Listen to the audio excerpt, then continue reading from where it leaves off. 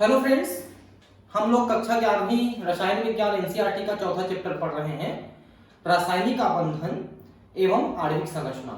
इसके पिछले तीसरे वीडियो में मैंने आपको आबंध की कोटि तक पढ़ा दिया था, जिसमें यह बताया था मैंने कि किन्हीं भी दो परमाणुओं में जो बंध बनता है वो एकल बंध, द्विबंध, त्रिबंध जितना भी बनते हैं वही उसकी आबंधन कोटि होती है। जैसे एक बंध है तो एक कोटि, दो बंध है तो दो कोटि, तीन बंध है तो तीन कोटि। इतना तक मैंने आपको बता दिया था। अब हम देखते हैं कि अनुनाद संरचनाएं क्या है। ठीक है, अनुनाद संरचनाएं, एक मिनट थोड़ा सा है, ठीक है। देखिए, कुछ ऐसे अणु होते हैं जिनकी एक निश्चित संरचना में उसके इलेक्ट्रॉनों का जो पेयर है, चाहे वो बंधन पेयर हो या लोन पेयर हो, जो अबंधन पेयर होते हैं, वो दोनों जो हैं किस तरफ हैं एक निश्चित समय में निश्चित नहीं बता सकते। मतलब वो बंध जो होते हैं वो मूव करते रहते हैं, कभी इस परमाणु की ओर कभी उस परमाणु की ओर। तो ऐसे को हम कहते हैं अनुनाद संरचना। देखिए, प्रायोगिक निर्धारित प्राचलों के संदर्भ में किसी अणु के निरूपण के लिए एक लुईस संरचना कई बार पर्याप्त नहीं होती है। हम एक लुईस संरचना में देखेंगे कि वो पर्याप्त नहीं होती है। उदाहरण, ओजोन अणु को निम्नलिखित दो संरचनाओं के रूप में निरूपित किया जा सकता है। ठीक है, दो संरचनाओं के रूप में निरूपित किया जा सकता है, जैसे कि आपको यहां पर दिख रहा है। ठीक है, एक यहां पर आप देखिए कि यहां पर इन दोनों में देखिए कि इधर पहले एक सिंगल बॉन्ड है, इधर डबल बॉन्ड है, फिर डबल बॉन्ड इधर आ गया है और सिंगल बॉन्ड इधर चला गया है, और उनकी बंध लंबाई भी उसी तरह से मूव कर रही है, देख सकते हैं 148 से 121, 121 से 148। ठीक है, तो एक्चुअली ये जो लोन पेयर इलेक्ट्रॉन्स हैं और ये जो बॉन्ड पेयर इलेक्ट्रॉन्स हैं, इनका जो मूवमेंट होता है उनके कारण से डबल बॉन्ड और सिंगल बॉन्ड का मूवमेंट होता है। तो ओवरऑल हम ओजोन अणु को एक तीसरी संरचना के रूप में दिखाते हैं, जिसमें दोनों तरफ हम एक एक बंध तो पूरा दिखाते हैं, लेकिन दूसरे बंध को ऐसे डॉटेड दिखा रहे हैं। डॉटेड दिखाने का मतलब यह है कि यह संरचना स्थायी नहीं है, मतलब वो दोनों तरफ मूव कर सकता है। ठीक है, ऐसा है। ओजोन अणु की अनुनाद संरचनाएं 1 और 2 से विहित होती है या रूप में दर्शाते हैं, जबकि संरचना 3 अनुनाद संकर रेजोनेंस हाइब्रिड द्वारा दर्शाती है। तो दोनों का मिक्स रूप जो है यहां पर हाइब्रिड के रूप में आपको दिख रही है। दोनों ही संरचनाओं में एक ऑक्सीजन एकल आबंध तथा एक ऑक्सीजन द्विआबंध उपस्थित है। तो एक ऑक्सीजन के बीच में सिंगल और एक ऑक्सीजन के बीच में डबल बॉन्ड यहां पर उपस्थित है। ऑक्सीजन ऑक्सीजन एकल तथा द्विआबंधों की सामान्य आबंध लंबाइयां क्रमशः 148 तथा 121 पिकोमीटर है। पिको का मतलब होता है 10⁻⁻12। ठीक है, तो ये दो आबंध लंबाई यहां पर दे रहा है और ये दोनों आबंध लंबाई एक दूसरे से चेंज होते होते रहते हैं। प्रयोग द्वारा ज्ञात होता है कि ओजोन अणु में दोनों ऑक्सीजन आबंधों की लंबाई एक समान 128 पिकोमीटर है। यहां पर थोड़ी संरचना में आपके एक सुधार कर दूं मैं, आप देख लीजिए। इस संरचना में इधर तो 128 लिखा है, लेकिन इधर 148 ही लिख दिया है। इसको भी आप 128 कर लेंगे, क्योंकि ऐसे अलग अलग लिखेंगे तब 148 से 121 होता है, और जब दोनों कॉमन कर देंगे तो 128 हो जाता है, और दोनों में 128 है। इस बात को ध्यान रखेंगे। अतः ओजोन के अणु में ऑक्सीजन ऑक्सीजन आबंध एकल तथा द्विआबंधों का मध्यवर्ती है, क्योंकि एकल आबंध 148 था, 148 था, द्विआबंध 121 था, दोनों के बीच में 128 बना, मतलब दोनों के बीच की स्थिति है यहां पर। अतः उपयुक्त लुईस संरचनाओं 1 तथा 2 में से कोई भी एक संरचना ओजोन अणु को निरूपित नहीं कर सकती है। ठीक है, एकल बंध द्विबंध आप दोनों को दिखाते हैं, तो वो कोई एक संरचना, जैसा आपने यहां पर देखा है कि ना तो ये संरचना पर्याप्त है ना ये संरचना पर्याप्त है, इसलिए हम ये हाइब्रिड संरचना दिखाते हैं, तीसरे प्रकार की संरचना को यहाँ पर दिखाते हैं। ओजोन जैसे अणुओं की वास्तविक संरचना को स्पष्ट करने के लिए अनुनाद संकल्पना रेजोनेंस कॉन्सेप्ट को प्रस्तावित किया गया है। अनुनाद का मतलब है बंधों का गति करना, ठीक है, और संकरण का मतलब क्या है, दोनों का मिक्स होकर जो पैदा होगा वो संकरण होता है। आप लोग संकरण शब्द से बहुत अच्छे परिचित होंगे अगर आप बायोलॉजी के स्टूडेंट हैं तो। अगर आप मैथ्स के हैं तो भी आप 9वीं 10वीं क्लास में कम से कम संकरण के बारे में थोड़ी बहुत जरूर पढ़े हैं। इस कल्पना के अनुसार जब किसी अणु को केवल एक लुईस संरचना द्वारा निरूपित नहीं किया जा सके तो समान ऊर्जा नाभिकों की समान स्थितियों तथा समान आबंधी एवं अनाबंधी इलेक्ट्रॉन युग्मों वाली कई संरचनाएं विहित संरचनाओं के रूप में लिखी जा सकती हैं। ठीक है, तो यहां पर हमने एक से ज्यादा संरचनाएं पहले लिखी हैं। आपने देखा कि 2 संरचनाएं आपने लिखी है, ठीक है, एक में द्विबंध इधर और एकल उधर, फिर चेंज हो गया, ऐसा हमने लिखा है। तो इनको हम कैनोनिकल स्ट्रक्चर्स बोलते हैं।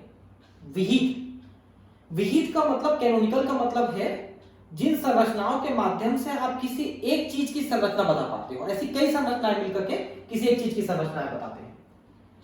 इन विहित संरचनाओं का अनुनाद संकर अणु की वास्तविक स्थिति को निरूपित करता है।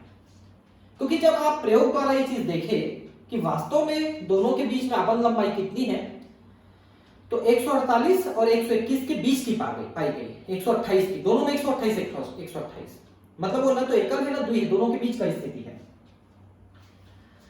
अतः ओजोन की उपयुक्त दोनों संरचनाएं 1 और 2 उसकी विहित संरचनाएं हैं तथा उनका संकलित रूप संरचना 3 उसकी वास्तविक संरचना को निरूपित करता है। तो यहां पर विहित का मैंने आपको अर्थ बताया कि एक से ज्यादा संरचनाएं आप निश्चित रूप से नहीं कह सकते कि यही संरचना है, ठीक है, ये दिक्कत है। तो फिर एक निश्चित संरचना भी आप दिखाना चाहोगे जो कि संकरण के रूप में आप दिखाते हो। अनुनाद को 2 सिरों वाले तीर द्वारा दर्शाया जाता है। कार्बोनेट आयन तथा कार्बन डाइऑक्साइड अणु अनुनाद संरचना के तो अन्य उदाहरण हैं। कार्बोनेट आयन होता है CO3 आयन और कार्बन डाइऑक्साइड यानी CO2, है ना। तो ये 2 संरचनाएं भी अनुनाद संरचनाओं को प्रदर्शित करते हैं, ठीक है। तो यहां पर आप देखिए कार्बोनेट आयन की यानी CO3 आयन की संरचना की व्याख्या अनुनाद द्वारा कीजिए। तो पहली तो आप ये बात समझ लीजिए कि यहां पर ऑक्सीजन जो परमाणु है 3, उसमें 2 इलेक्ट्रॉन अतिरिक्त रूप से आए हुए हैं, ठीक है। तो सबसे पहले आप देखिए यहां पर कि ये एक ऑक्सीजन है, ये एक ऑक्सीजन है, ये ऑक्सीजन है। अगर आप इनके ऑक्सीजन के इलेक्ट्रॉनों की संख्या का गणना करें तो ऑक्सीजन में टोटल 8 इलेक्ट्रॉन है, यानी कि 2 और 6 इलेक्ट्रॉन। 6 में से 4 इलेक्ट्रॉन इस में आप देख सकते हैं कि 2 लोन पेयर इलेक्ट्रॉन के रूप में है और 2 इलेक्ट्रॉन इनके साथ बंध बनाने में यूज हो गए हैं सहसंयोजक बंध में। तो इस ऑक्सीजन की तो ऑक्टेट जो है, अष्टक जो है पूरी हो गई है। लेकिन इसमें आप देखिए कि इस ऑक्सीजन ने सिर्फ एक जोड़ा इलेक्ट्रॉन ही यहां से शेयर किया है, 1 इलेक्ट्रॉन, और बाकी जो 5 इलेक्ट्रॉन है यहां पर थे 2, 4 और यहां पर 1, 5। फिर 1 इलेक्ट्रॉन एक्स्ट्रा ले लिया है इसने, कहीं बाहर से लिया है इलेक्ट्रॉन, इसलिए 6 इलेक्ट्रॉन हो गए और 1 इलेक्ट्रॉन का साझा यानी 8 इलेक्ट्रॉन हो गए। और वैसा ही ये भी करता है, मतलब इन दोनों ऑक्सीजन में एक इलेक्ट्रॉन की कमी थी, क्योंकि यहां एक बंध बन रहा है, दूसरा बंध नहीं बन रहा है। ऑक्सीजन को संतुष्ट होने के लिए 2 बंध बनाने पड़ते हैं, लेकिन ऑक्सीजन यहां पर एक बंध बना रहे हैं, तो एक इलेक्ट्रॉन की पूर्ति कैसे करेंगे? तो एक इलेक्ट्रॉन की पूर्ति अतिरिक्त इलेक्ट्रॉन लेके पूरी कर लिया है इन्होंने। इसी कारण से इनमें एक माइनस चार्ज हो गया है, ओवरऑल कार्बोनेट के ऊपर 2 माइनस चार्ज हो गया, क्योंकि 2 इलेक्ट्रॉन है इधर एक इधर लिए हुआ। तो पहले तो आप ये समझ गए। अब आप देखिए कि किस तरह से घूम रहा है।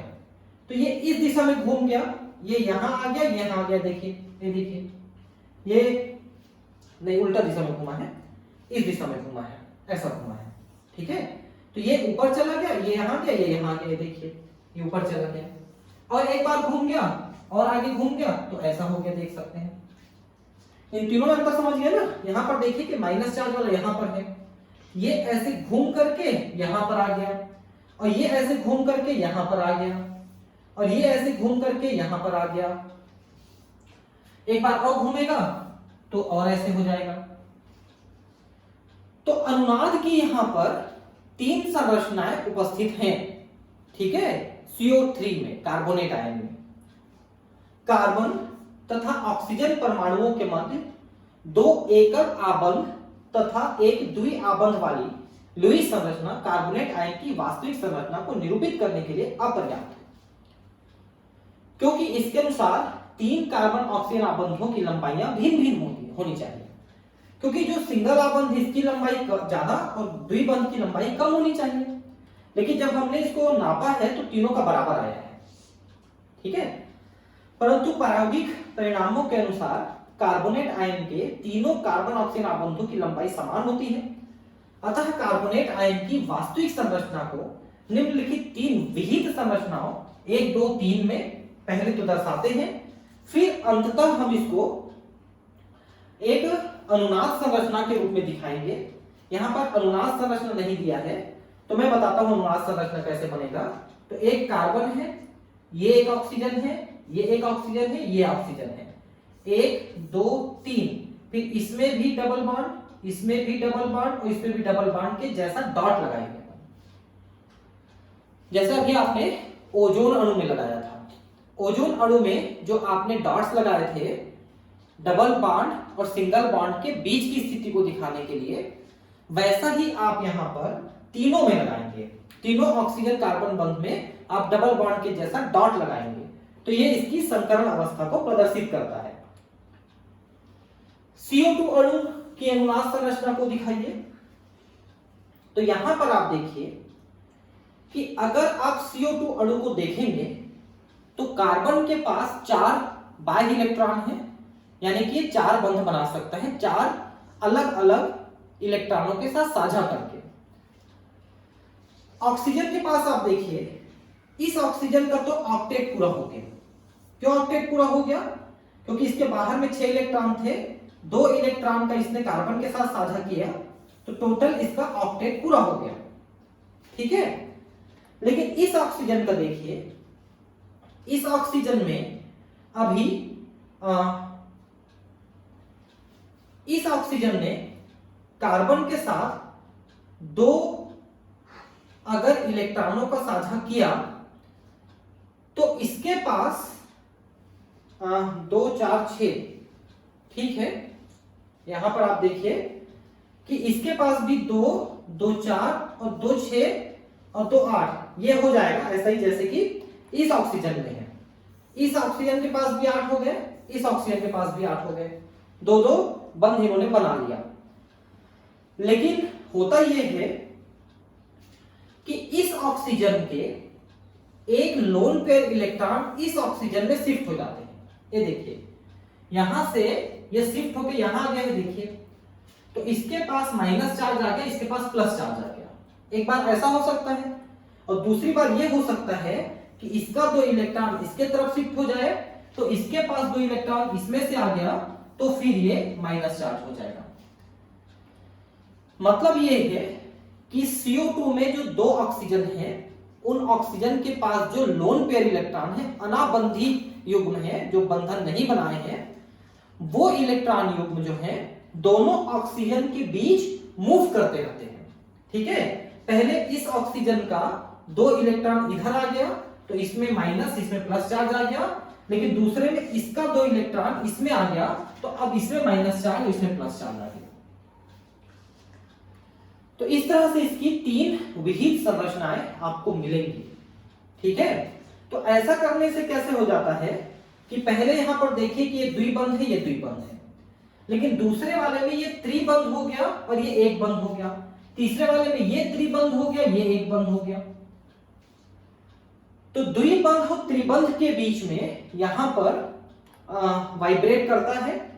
तो वास्तव में हम इसको जैसे कि ये कार्बन है, ये ऑक्सीजन है, तो इनके बीच में डबल बॉन्ड तो है ही है, लेकिन तीसरे बंध को हम डॉट द्वारा दिखाएंगे, तीसरे बंध को हम डॉट द्वारा दिखाएंगे। इस तरह से इसकी संकर संरचना होती है।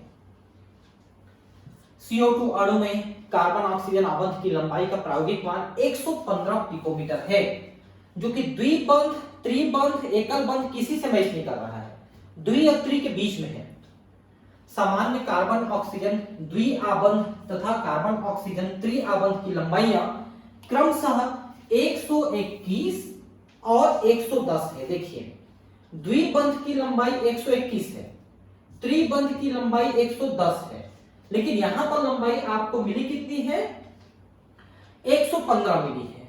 मतलब कि द्विबंध और त्रिबंध के बीच का मिला है, इसलिए हम कह रहे हैं कि द्विबंध और त्रिबंध के बीच की स्थिति यहां पर निर्मित होती है, संकर अवस्था।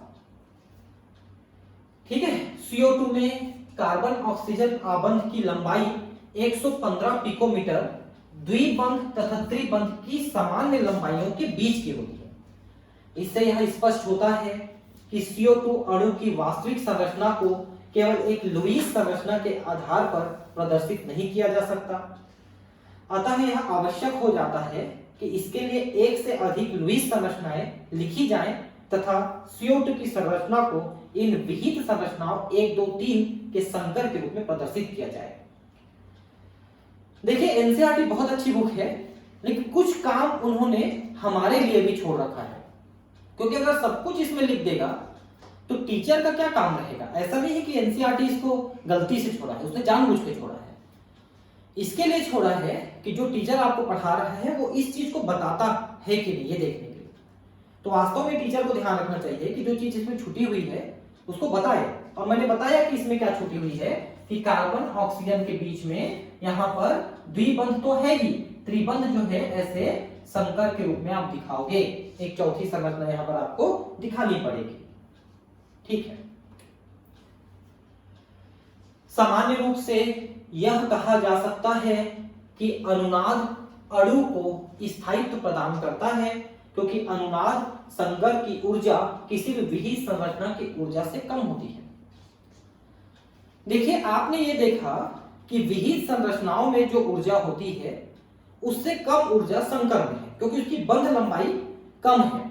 ठीक है, कम हो जा रहा है, इसलिए ऊर्जा भी कम है। जब किसी अणु में ऊर्जा कम है तो इसका मतलब है कि बंध बनते समय ऊर्जा निकल गई है, और निकल गई है का मतलब वो अणु अधिक स्थायी है।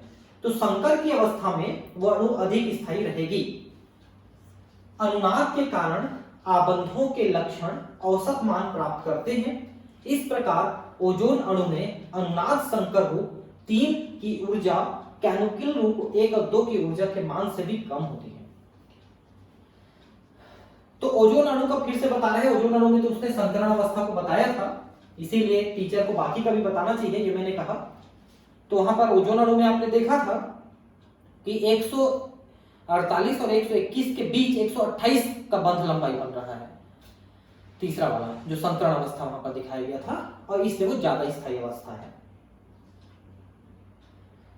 अनुनाद संकल्पना से संबंधित कई भ्रांतियां हैं जिनका निवारण आवश्यक है। आपको स्मरण रहे कि पहला, वास्तव में विहित संरचनाओं को कोई अस्तित्व होता ही नहीं है, क्योंकि वास्तव में हमने क्या देखा कि वो संकरण अवस्था में मिल रहा है। तो हम विहित संरचनाओं को क्यों लिखे हैं यहाँ पर? उसको लिखने का कारण यह है कि आपको यह मालूम होना चाहिए कि अगर विहित संरचनाएं वहां पर नहीं लिखेंगे तो आप ये नहीं समझ पाओगे कि अनुनाद हो क्यों रहा है, मतलब क्या हो रहा है वास्तव में, डबल और सिंगल बॉन्ड के बीच में या डबल और ट्रिपल बॉन्ड के बीच में क्या हो रहा है। इस चीज को बताने के लिए विहित संरचनाएं आपको बतानी पड़ेगी। ऐसा नहीं होता कि अणु कुछ समय के लिए किसी विहित संरचना के रूप में उपस्थित रहता है जबकि अन्य समय किसी दूसरी विहित संरचना को अपनाता है। जैसा कि हमने यहाँ पर संरचनाओं में दिखाया आपको कि एक बार डबल बॉन्ड इधर, एक बार डबल बॉन्ड उधर, ऐसा दिखा रहे हैं, फिर एक संकरण अवस्था दिखा रहे हैं। तो वास्तव में पहली दूसरी संरचनाएं नहीं होती हैं ओजोन में, सीधा तीसरी संरचना ही हमेशा होती है, ऐसे मूव करते हुए नहीं रहता है। विहित संरचनाओं में चलावयवों कीटो तथा इनॉल के मध्य पाए जाने वाले साम्य जैसा कोई साम्य नहीं होता। कीटो और इनॉल पोजीशन, ये उनके इलेक्ट्रॉनों डबल और सिंगल बॉन्ड की मूवमेंट को हम कहते हैं कीटो और इनॉल पोजीशन। वो हम कभी आपको आइसोमेरिज्म फिर से पढ़ाएंगे। वैसे तो मैंने अपने केमिस्ट्री चैनल में शुरू में ऑर्गेनिक केमिस्ट्री का नॉमेनक्लेचर पढ़ाया है, आप देखना, उसमें मैंने आइसोमेरिज्म यानी समवायता पढ़ाई है। तो अगर आप उसमें जाकर के पढ़ लें तो आपको नॉमेनक्लेचर के साथ थोड़ी समवायता भी समझ में जाएगी। ठीक है। वास्तविक रूप में अणु की केवल एक संरचना होती है जो विहित संरचनाओं की अनुनाद संकर होती है, उसे केवल एक लुईस संरचना द्वारा प्रदर्शित नहीं किया जा सकता। तो एक अनुनाद संरचना है, उसको दिखाने के लिए भले ही हमने यहाँ पर डॉट डॉट डॉट डॉट लगा दिया है, लेकिन वास्तव में उसको एक संरचना द्वारा बताना मुश्किल कार्य है। अब है आबंध ध्रुवणता। देखिए, ध्रुव किसको बोलते हैं पहले समझिए। जैसे आप लोग कोई सेल लेते हैं, बैटरी है ना, जो ये इसमें लगते हैं, घड़ी वड़ी में, रिमोट में जो लगते हैं सेल, तो इस सेल में आप देखेंगे, मैं आपको दिखाता हूं, जैसे कि मान लो ये एक सेल है, तो इस सेल में दो ध्रुव हैं, एक धन ध्रुव है, एक ऋण ध्रुव है। क्यों ऐसा हमने कहा? क्योंकि इसके धन ध्रुव और ऋण ध्रुव में आवेश है, चार्ज है, इसलिए हमने उसको ध्रुव कहा। अब ध्रुवता का क्या मतलब है, ध्रुवणता का क्या मतलब है? ध्रुवणता का मतलब है कि जब दो परमाणुओं के बीच में या आयनों के बीच में बंध बनता है, विशेषकर हम यहां पर सहसंयोजक बंध में भी देखेंगे इस चीज को, आयनिक बंध में तो ध्रुवता होती ही है।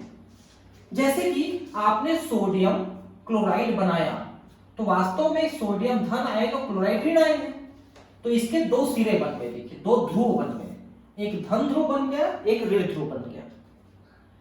इसी तरह से सहसंयोजक बंध जब आप बनाते हो और उसमें दो अलग अलग परमाणुओं को जोड़ते हो, जिसमें से एक परमाणु अधिक विद्युत ऋण है, अधिक विद्युत ऋणात्मकता वाली है, इलेक्ट्रोनेगेटिविटी, और दूसरा कम है, तो अधिक वाला क्या करता है, साझे के इलेक्ट्रॉन को थोड़ा अपने तरफ खींच लेता है, तो उसके ऊपर थोड़ा सा ऋण और दूसरे के ऊपर थोड़ा सा धन आवेश आ जाता है।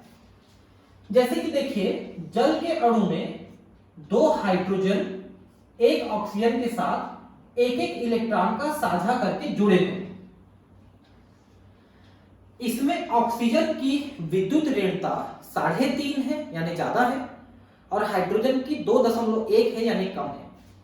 तो 3.5 वाला 2.1 वाले से इलेक्ट्रॉन को अपने तरफ खींचना चाहेगा, इसलिए जो साझे के इलेक्ट्रॉन है इनको ये थोड़े से अपने तरफ खींच लेता है ऑक्सीजन। तो ऑक्सीजन के ऊपर थोड़ा सा ऋण आवेश और दोनों हाइड्रोजन के ऊपर थोड़ा सा धन आवेश आ जाता है। तो ये भी एक प्रकार से ध्रुवणता है, उसमें भी ध्रुव विकसित हो गए, भले ही कम मात्रा में हुए, कम चार्जेस हुए। आयनिक वाले में बहुत अधिक चार्ज होते हैं, क्योंकि पहले से वो आयनीकृत है, पहले से उसमें धन आवेश ऋण आवेश है, एक ने दूसरे को पूरी तरह से इलेक्ट्रॉन दे दिया है, इसलिए उसमें ज्यादा चार्जेस विकसित हुए हैं। ठीक है, लेकिन इसमें पूरी तरह से नहीं दिया है, वो जबरन अपने तरफ थोड़ा खींच लिया है, इसलिए थोड़ा सा ऋण आवेश इसमें विकसित हुआ है।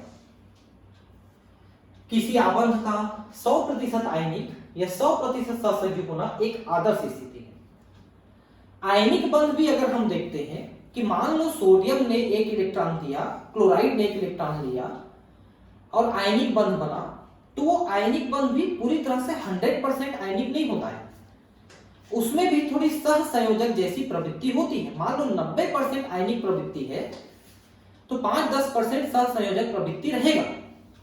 वैसे कोई सहसंयोजक बंध बना हुआ है तो भले ही उसमें 90% सहसंयोजक जैसे गुण हैं, लेकिन 5-10% उसमें आयनिक गुण भी रहेंगे। तो पूरी तरह से आयनिक के पूरी तरह से सहसंयोजक होना यहां पर संभव नहीं होता है। यहां तक कि दो हाइड्रोजन परमाणुओं के बीच बनने वाले सहसंयोजी आबंध की प्रकृति भी आंशिक रूप से आयनिक होती है। अभी मैंने आपको बताया कि ऑक्सीजन और हाइड्रोजन के जो अणु हैं, परमाणु हैं, आपस में जुड़े, तो ऑक्सीजन ने दोनों इलेक्ट्रॉन को थोड़ा अपने तरफ खींच लिया, क्योंकि विद्युत ऋणता अधिक है ऑक्सीजन की, तो ऑक्सीजन में थोड़ा सा ऋण आवेश और हाइड्रोजन में थोड़ा सा धन आवेश आ गया। यह भी एक प्रकार से आयनिक प्रवृत्ति है। जब सहसंयोजी आबंध दो समान परमाणुओं के बीच, जैसे hydrogen hydrogen, oxygen oxygen, chlorine chlorine, nitrogen nitrogen, fluorine fluorine बनता है, तब संयोजी इलेक्ट्रॉन युग्म दोनों परमाणुओं द्वारा समान रूप से आकर्षित होता है। इसके परिणाम स्वरूप इलेक्ट्रॉन युग्म दो समान नाभिकों के ठीक मध्य में उपस्थित होता है। इस प्रकार प्राप्त आबंध अध्रुवी सहसंयोजक आबंध कहलाता है। जैसा कि आपने कहा कि एक क्लोरीन है, दोनों के साझा किए हुए इलेक्ट्रॉन ठीक बीच में रहेंगे, तब इसमें आयनिक प्रवृत्ति उत्पन्न नहीं होगी। क्यों नहीं होगी? क्योंकि ठीक बीच में रहता है, दोनों बराबर ताकत से अपनी तरफ खींचते हैं। इसके विपरीत HF या HCl जैसे विषम परमाणु अणु में दो परमाणुओं के बीच संयोजित इलेक्ट्रॉन युग्म फ्लोरीन की ओर विस्थापित हो जाते हैं, क्योंकि फ्लोरीन की विद्युत ऋणात्मकता हाइड्रोजन की अपेक्षाकृत अधिक होती है। इस प्रकार निर्मित HF आबंध एक ध्रुवी सहसंयोजक आबंध होता है। जैसा कि मैंने अभी आपको H2O का बताया, वैसे HF का है कि HF में जो एक बंध बनता है एक एक इलेक्ट्रॉन के साझा से, तो उस साझा किए हुए इलेक्ट्रॉन को अपने तरफ खींच के रखा है। मैंने इसको पिछले वीडियो में बताया है विद्युत ऋणात्मकता क्या है। जैसे कि आप और मैं दोनों ने एक एक रुपए मिला के 2 रुपए साझा किया, लेकिन आप ज्यादा ताकती हैं, आप ज्यादा पावरफुल हैं, तो आपने गुल्लक को थोड़ा अपने तरफ खिसका लिया और बोला सुन वे, तेरा भी 1 रुपए है, मेरा भी 1 रुपए है, अपना समझना कोई बात नहीं, लेकिन ये थोड़ा डब्बा मेरे तरफ रहेगा ना। ऐसा करके तुमने दादागिरी करके अपने तरफ खींच लिया। इसको विद्युत ऋणात्मकता कहते हैं। तो आपके तरफ जो है थोड़ा सा ज्यादा पैसा हो गया, उसके तरफ थोड़ा कम पैसा हो गया। भले ही वो मान रहा है कि मेरा भी है इसमें 2 रुपए, लेकिन अब उसी को मानता रहेगा, बेचारा खुश रहेगा। ये पूरी तरह से उपयोग नहीं कर पाएगा उसके 1 रुपए को, लेकिन आंशिक तौर पर उसके तरफ आ गया है, तो उसको खुशी रहेगी कि मेरे तरफ है। ऐसा है बस, ठीक है। ध्रुवण के कारण ऐसे अणु में द्विध्रुव आघूर्ण उत्पन्न हो जाता है। डाइपोल मोमेंट, इसके बारे में आप जानते होंगे। डाइपोल मोमेंट क्या है? दोनों के चार्जेस और डिवाइडेड बाय 2 करेंगे तो डाइपोल मोमेंट आ जाता है। आगे हम उसको निकालना सीखेंगे। द्विध्रुव को आवेश के मान तथा धनात्मक ऋणात्मक आवेशों के बीच की दूरी के गुणनफल के रूप में परिभाषित किया जाता है। ये देखो, आवेश के मान तथा धनात्मक ऋणात्मक आवेशों के बीच की दूरी के गुणनफल के रूप में परिभाषित की जाती है। इसे सामान्यतः ग्रीक शब्द म्यू के द्वारा दर्शाया जाता है और निम्न समीकरण द्वारा व्यक्त किया जाता है। तो द्विध्रुव आघूर्ण कैसा होता है? आवेश कितना है, जैसे दोनों में आवेश कितना कितना है, और दूसरा इनटू आवेश पृथक्करण की दूरी, दोनों के बीच में डिस्टेंस कितना है। और द्विध्रुव आघूर्ण को सामान्यतः डिबॉय मात्रक के रूप में व्यक्त किया जाता है। और एक डिबॉय का मतलब होता है 3.33564 × 10⁻³ कूलाम्ब मीटर, क्योंकि आवेश को कूलाम्ब में, दूरी को हम यहां मीटर में दिखा रहे हैं। ये सेंटीमीटर नहीं है, ध्यान रखेंगे ना, ये कूलाम्ब मीटर है, सेंटीमीटर नहीं है। ये देखिए यहां पर C कूलाम्ब तथा M मीटर है। आवेश और दूरी दोनों को दिखाए हैं यहां पर। डच रसायनज्ञ पीटर डिबॉय के नाम पे डिबॉय को निकाला गया है। 1936 में उनके एक्स किरणों के विवर्तन तथा द्विध्रुव आघूर्ण से संबंधित उनके कार्य के लिए नोबेल पुरस्कार दिया गया। उनको सम्मानित करने के लिए द्विध्रुव आघूर्ण के मान को डिबॉय मात्रक में दिया जाता है। तो इन्होंने एक्सरे का प्रयोग करके काफी एक्सपेरिमेंट किया है, उसके लिए इनको नोबेल प्राइज भी मिला। ठीक है। इसके अलावा द्विध्रुव आघूर्ण एक सदिश राशि है। परंपरा के अनुसार इसे एक छोटे तीर द्वारा दिखाया जाता है, जिसका उच्छल सिरा ऋणात्मक केंद्र पर स्थित होता है तथा अग्र सिरा धनात्मक केंद्र की ओर स्थित होता है। परंतु रसायन में द्विध्रुव आघूर्ण की उपस्थिति अणु की लुईस संरचना के ऊपर क्रॉस तीर द्वारा दर्शाया जाता है। क्रॉस, ठीक है, ऐसा करके, ऐसा तीर द्वारा, इधर ऋण आवेश है, इधर धन आवेश है, ध्यान रखेंगे। तीर का जो पूंछ है वो ऋण की तरफ है और मुंडी जो है धन की तरफ है, ध्यान रखेंगे। तीर का क्रॉस अणु के यहां पर, एक मिनट, क्रॉस धन की तरफ आ गया। अब ये क्योंकि अणु में दिखा रहा है इसलिए धन की तरफ आ गया, धनात्मक सिरे की ओर और सिर्फ ऋणात्मक सिरे पर होता है। इसका मतलब यह है कि इलेक्ट्रॉन इधर शिफ्ट हो गए हैं। ठीक है। उदाहरण के लिए में द्विध्रुव आघूर्ण को इस प्रकार दिखाया गया है, देख सकते हैं कि ये जो क्रॉस है ये इस तरफ दिखाया गया है जिधर फ्लोरीन ने खींच लिया इलेक्ट्रॉन खींचने की तरफ दिखाया जाता है ना, एकदम सही है। यह तीन अणु में इलेक्ट्रॉन घनत्व के बादल की दिशा दिखाता है। मैंने बताया ना कि इलेक्ट्रॉन खींच लिया तो पूरे इलेक्ट्रॉन क्लाउड उधर ही चला गया। इलेक्ट्रॉन क्लाउड बादल क्या है? जो नाभिक होता है उसके चारों तरफ जो इलेक्ट्रॉन घूमते हैं उनसे एक बादल जैसा बन गया है, समझ लो, उसी को इलेक्ट्रॉन बादल कहा जाता है। ध्यान दीजिए कि क्रॉस तीर की दिशा द्विध्रुव आघूर्ण के सदिश की पारंपरिक दिशा के विपरीत है। ठीक है, तो पारंपरिक दिशा हमने क्या किया था? पारंपरिक दिशा में धन की तरफ हमने तीर का मुंडी दिखाया था, यहां पर ऋण की तरफ दिखाया है। बहुपरमाणुक अणुओं में द्विध्रुव आघूर्ण केवल आबंधों के अपने द्विध्रुव, जिसे आबंध आघूर्ण कहते हैं, पर ही निर्भर नहीं करता है, अपितु यह विभिन्न आबंधों की स्थानिक व्यवस्था पर भी निर्भर करता है। ठीक है, बंध में क्या क्या व्यवस्थाएं हैं इसको भी हम समझेंगे। ऐसे में द्विध्रुव अणु के विभिन्न आबंधों के द्विध्रुव आघूर्ण अणु के विभिन्न आबंधों के द्विध्रुव आघूर्णों का सदिश योग है। ठीक है, आबंधों की द्विध्रुव आघूर्ण बहुत सारे आबंधों के सदिश योग के बराबर है, टोटल सम। ठीक है, वेक्टर सम जोड़ देंगे अपन, जोड़ के डिवाइड कर देंगे। उदाहरण के लिए जल के अणु जिसकी आकृति बंकित होती है, ऐसा आपने देखा था जल के अणु ऐसे थोड़ा सा झुका हुआ है, बंकित का मतलब थोड़ा झुका हुआ होता है, कि दो हाइड्रोजन ऑक्सीजन आबंध 104.5 डिग्री के कोण पर होते हैं। देखिए उसी झुकाव को ये बता रहा है कोण में। इस अणु में कुल द्विध्रुव आघूर्ण का मान 6.17 × 10⁻³ कूलाम मीटर है। एक कूलाम 3.3 है, तो यहां पर लगभग 2 कूलाम के बराबर, 2 द्विध्रुव आघूर्ण के बराबर यहां पर मान आ रहा है। देखिए एक का 3.3 है, 2 है, 2 OH आबंधों के द्विध्रुव आघूर्ण के सदिश योग से प्राप्त हो रहा है ना। तो देख सकते हैं हाइड्रोजन ऑक्सीजन, इसमें आप देख सकते हैं कि इलेक्ट्रॉन ऑक्सीजन की तरफ मूव कर रहे हैं। ठीक है, और परिणामी द्विध्रुव आघूर्ण में फिर ये इस तरह से मूव करते हुए दिखा रहा है।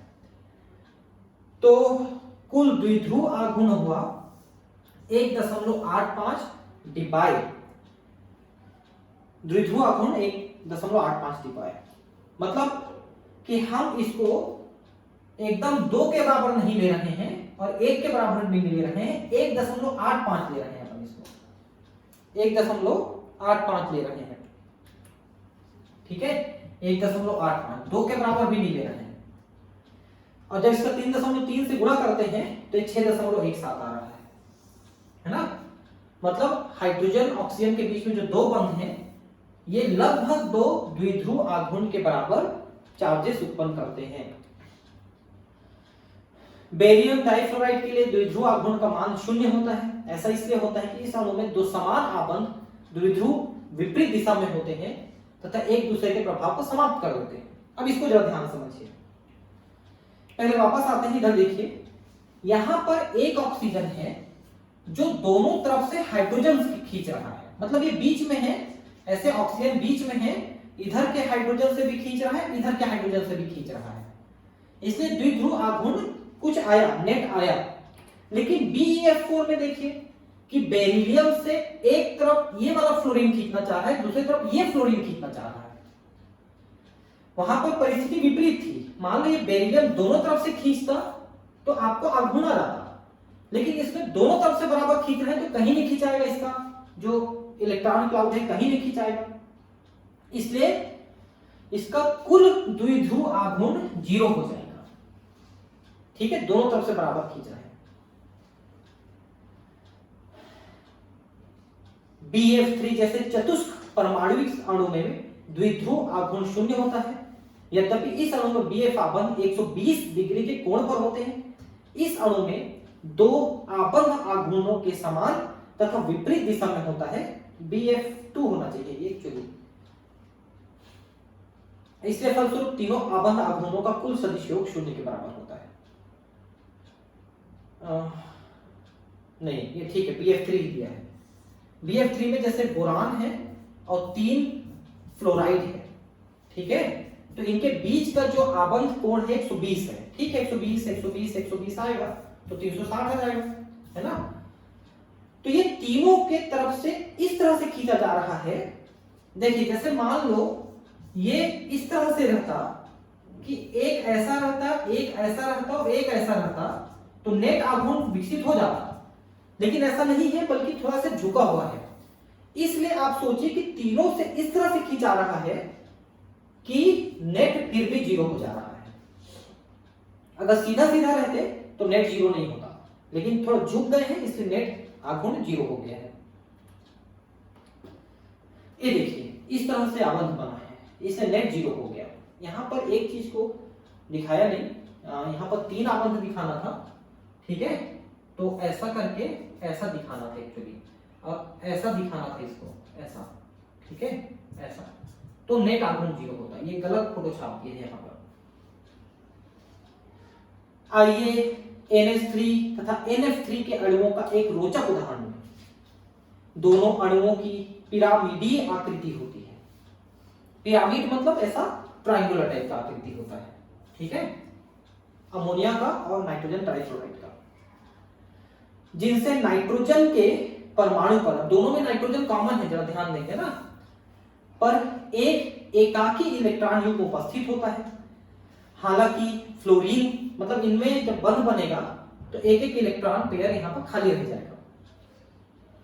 हालांकि फ्लोरीन की विद्युत ऋणात्मकता हाइड्रोजन की अपेक्षा अधिक होती है, परंतु NH3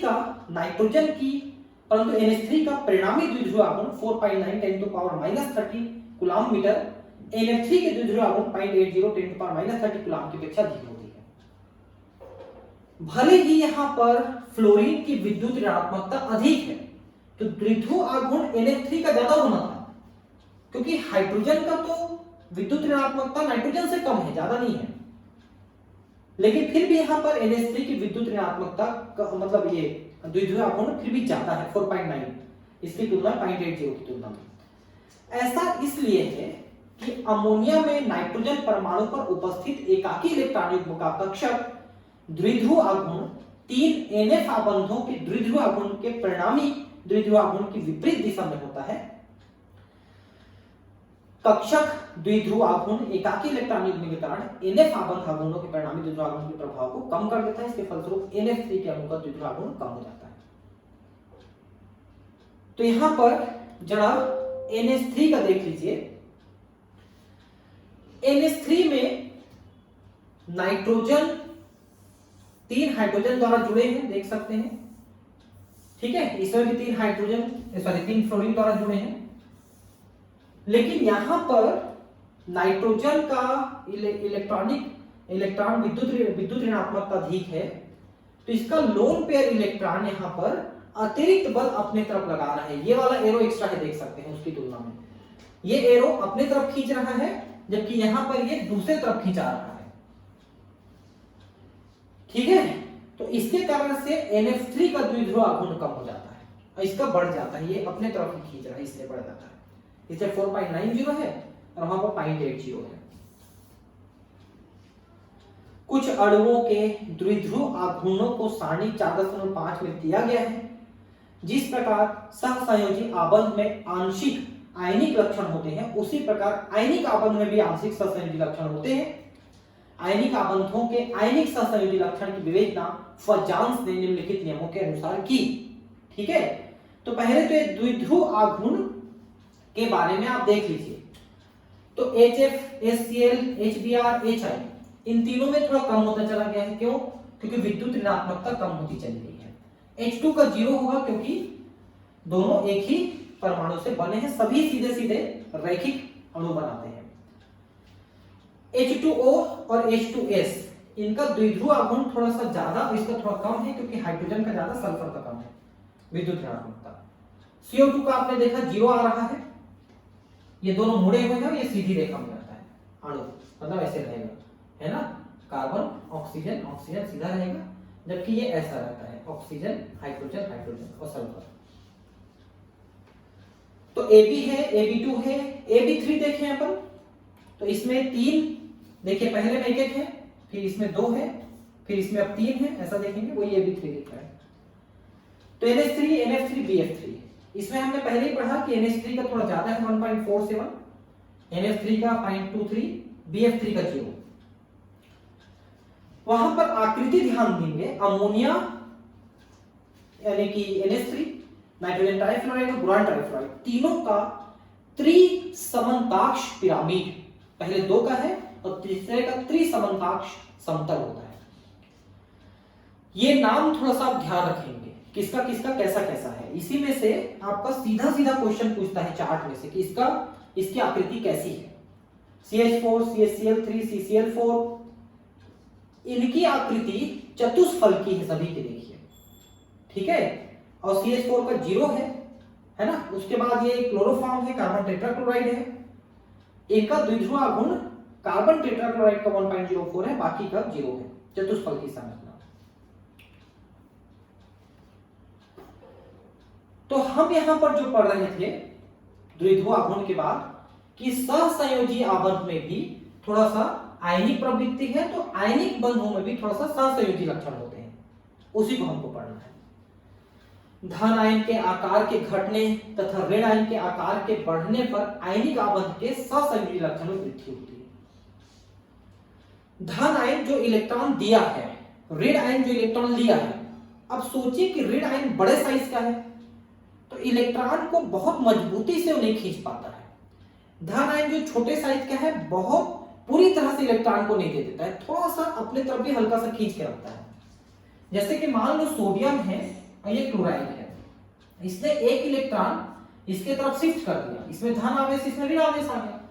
अब ये धन आवेश होने के कारण से इसके इलेक्ट्रॉन को वापस अपने तरफ थोड़ा खींचता है, तो एकदम क्लोराइड की तरफ ना रहकर थोड़ा सा इधर आ जाता है। तो अब आगे सहसंयोजक लक्षण, भाई धन आवेश बना तो ऋण यानी इलेक्ट्रॉन को अपनी तरफ खींचेगा ना, इसलिए वो थोड़ा सा उसके तरफ शिफ्ट हो गया और उसका जो चार्ज है वो धन से कम हो गया, उसका ऋण से कम हो गया। धन आयन तथा ऋण आयन पर आवेश की मात्रा बढ़ने से आयनिक आबंध के सहसंयोजी लक्षण में वृद्धि होती है। भाई धन आवेश ज्यादा होगा तो इलेक्ट्रॉन जो दिया है उसको फिर अपने तरफ और खींचेगा, वैसे ऋण आवेश ज्यादा होगा तो आने वाले इलेक्ट्रॉन को वापस धक्का मारेगा, वो नहीं आने देगा। इसके कारण से इलेक्ट्रॉन वापस अपनी तरफ थोड़ा सा शिफ्ट हो जाता है। समान आकार तथा आवेश के धन आयनों में से उस धन आयन की ध्रुवण क्षमता अपेक्षाकृत अधिक होती है जिसका इलेक्ट्रॉनिक विन्यास क्षार तथा क्षारीय मृदा धातुओं के धन आयनों के उत्कृष्ट गैस विन्यास NS2 की अपेक्षा संक्रमण धातु के अनुरूप N-1 ND NS0 होता है। मतलब यह है कि क्षारीय धातु, क्षारीय मृदा धातुओं के इलेक्ट्रॉनिक विन्यास की अपेक्षा संक्रमण धातु के जैसा जिसका, क्योंकि अगर ये क्षारीय धातु बनाएंगे तो उनमें आयनिक प्रवृत्ति ज्यादा रहेगी, लेकिन अगर वो संक्रमण धातु जैसा बनाएंगे तो उनमें सहसंयोजक प्रवृत्ति थोड़ी ज्यादा रहेगी। धन आयन ऋण आयन के इलेक्ट्रॉनिक आवेश को आकर्षित कर उसे ठीक है, धन आयन ऋण आयन के इलेक्ट्रॉनिक आवेश को आकर्षित कर उसे ध्रुवित करता है, फलतः उनके मध्य आवेश की मात्रा बढ़ती है। ठीक है, तो धन आयन बनने के बाद जब वो जुड़ेंगे तो ऋण आयन के इलेक्ट्रॉनों को अपनी तरफ आकर्षित करेगा और ऋण आयन अपने इलेक्ट्रॉनों को थोड़ा धक्का मारेगा, ज्यादा इलेक्ट्रॉन हो गए तो। यह प्रक्रिया सहसंयोजी आबंध निर्माण के अनुरूप है जिसमें दो नाभिकों के मध्य इलेक्ट्रॉनिक आवेश घनत्व में वृद्धि होती है। तो इलेक्ट्रॉन थोड़ा बीच में शिफ्ट हो गए, वही सहसंयोजक आबंध की प्रकृति है। धन आयन की ध्रुवण क्षमता, ऋण आयन की ध्रुवण तथा ऋण आयन के ध्रुवण की मात्रा इत्यादि वे कारक हैं जो सम्मिलित रूप से किसी आयनिक आबंध की सहसंयोजकता के प्रतिशत को निर्धारित करते हैं। ठीक है, तो ऐसे बहुत सारी चीजें हैं जो सहसंयोजक प्रवृत्ति को निर्धारित करते हैं। ठीक है, अब हम आगे VSEPR थ्योरी पढ़ेंगे, संयोजकता कोश इलेक्ट्रॉन युग्म प्रतिकर्षण थ्योरी। ठीक है, वैलेंस बॉन्ड है ना। VS valence shell electron repulsion, VSEPR theory, है ना। इसको हम आगे पढ़ेंगे, ठीक है। अभी हम यहीं पढ़ते हैं, फिर अगले क्लास में मिलते हैं। Thank you, bye.